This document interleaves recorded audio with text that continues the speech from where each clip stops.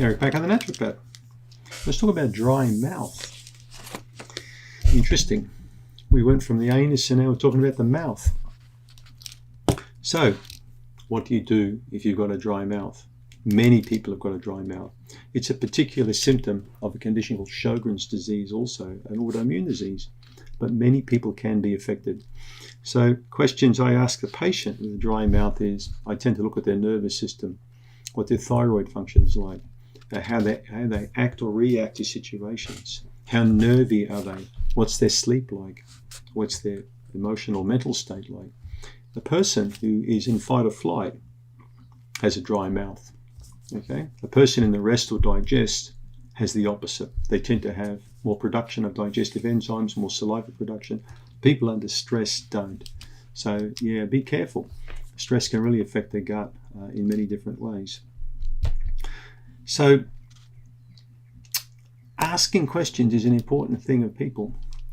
Patients are always asked what they eat, of course, but when people have got a dry mouth, I like to know what the oral health is like too. So do they have any periodontitis? Have they had an oral health checkup?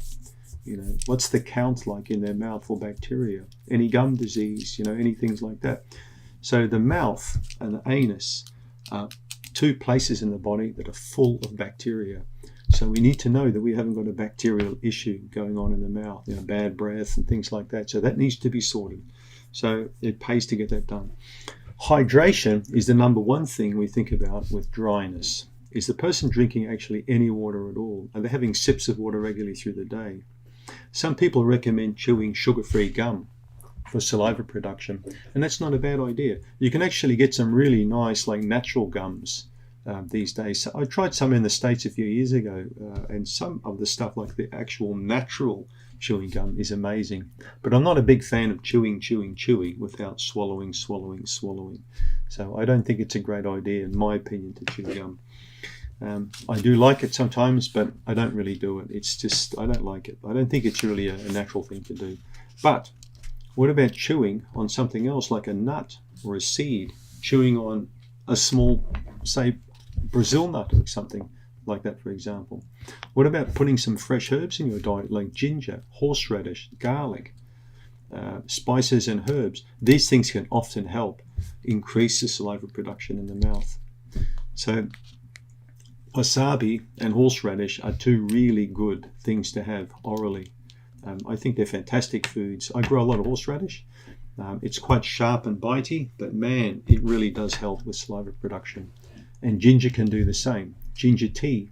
So you can get different types of teas as well with these herbs in them that may really assist with the dryness of the mouth.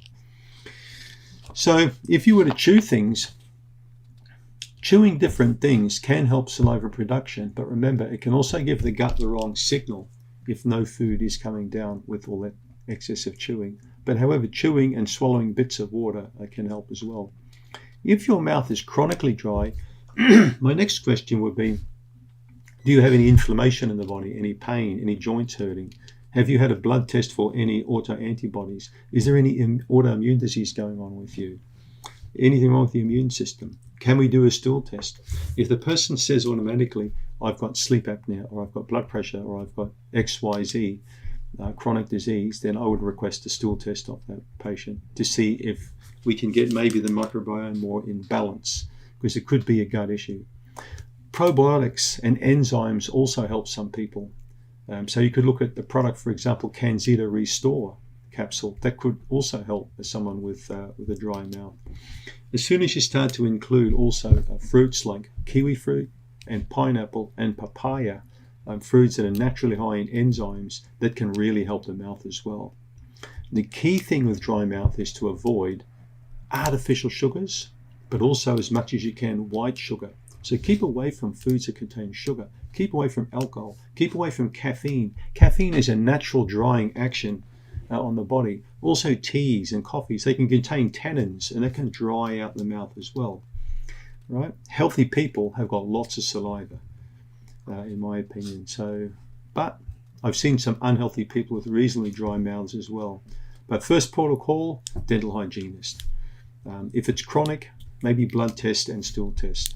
But work with diet, and you should find some good things happening there if you start to really think about it. And if you increase the hydration with water and understand that water is the best drink of all. Thanks for the question.